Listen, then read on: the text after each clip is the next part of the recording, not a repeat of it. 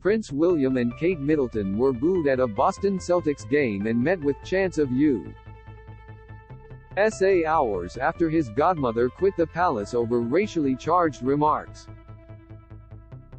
The Prince and Princess of Wales tour of America started with a scandal, as Lady Susan Hussey stepped down as a lady of the household after repeatedly questioning a black charity boss over where she was really from, despite having been told she was British.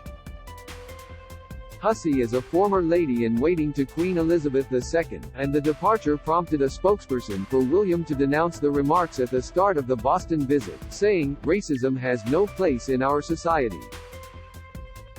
The comments were unacceptable, and it is right that the individual has stepped aside with immediate effect. If William and Kate thought it would be plain sailing from there, Boston had more in store for them.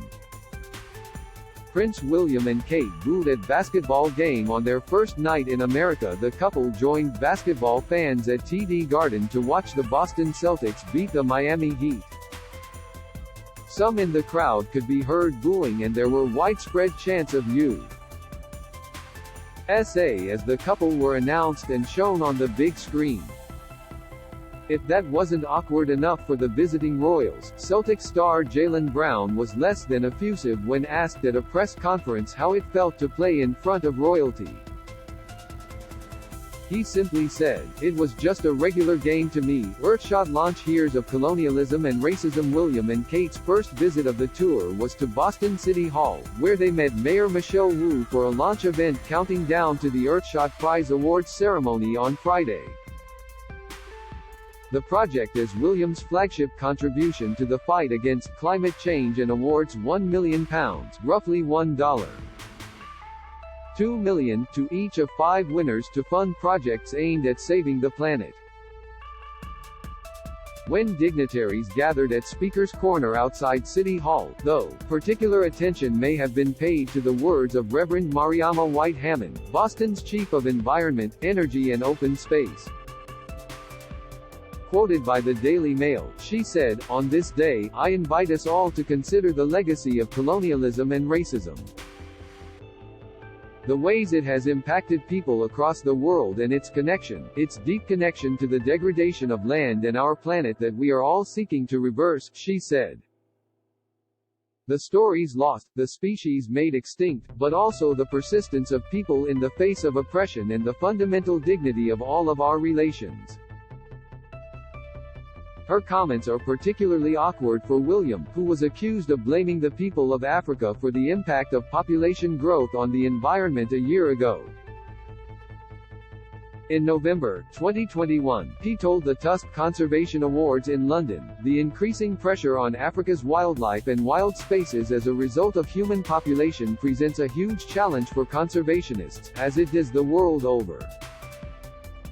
At the time, Franklin Leonard, movie executive and founder of The Black List, wrote, "There are too many Africans is quite the position." William and Kate's visit to Boston City Hall also drew large crowds, but colonialism appears to be the subject William can't shake, having months earlier faced calls to apologize for slavery during a tour of the Caribbean in March. Lady Susan Hussey steps down over unacceptable comments. William and Kate's tour had an unwelcome backdrop before it had even begun, after the prince's godmother and former lady-in-waiting to Queen Elizabeth II made racially charged comments to Ngozi Fulani, chief executive of Sista Space. Fulani had been invited by Camilla, the Queen Consort, to Buckingham Palace for an event in support of domestic violence victims and described Lady Susan Hussey's remarks as insulting on Instagram. She said, "This event remains a blur after the violation." Ngozi Fulani's exchange with Lady Susan Hussey. Fulani gave the following transcript of the conversation, using the initial Shish to refer to the other woman. "Shish, where are you from?" "Me, Sista Space." "Shish, no, where do you come from?" "Me, we're based in Hackney." "Shish, no, what part of Africa are you from?" "Me, I don't know, they didn't leave any records." "Shish, well, you must know where you're from, I spent time in France." "Where are you from?" "Me, here, UK." "Shish, no, but what nationality are you?"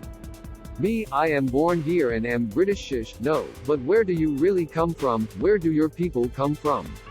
Me, my people. Lady, what is this? Shish, oh, I can see I am going to have a challenge getting you to say where you're from. When did you first come here? Me, lady, I am a British national. My parents came here in the 50s when. Shish, oh, I knew we'd get there in the end. You're Caribbean. Me, no lady, I am of African heritage, Caribbean descent and British nationality. Shish, oh, so you're from. The exchange was witnessed by Mandu Reid, leader of Britain's Women's Equality Party, who told Newsweek she felt it indicated institutionally racist dynamics baked into the fabric of the institution. Buckingham Palace said in a statement, "We take this incident extremely seriously and have investigated immediately to establish the full details. In this instance, unacceptable and deeply regrettable comments have been made. We have reached out to Ngozi Fulani on this matter, and are inviting her to discuss all elements of her experience in person if she wishes. In the meantime, the individual concerned wishes to express her profound apologies for the hurt caused and has stepped aside from her honorary role with immediate effect.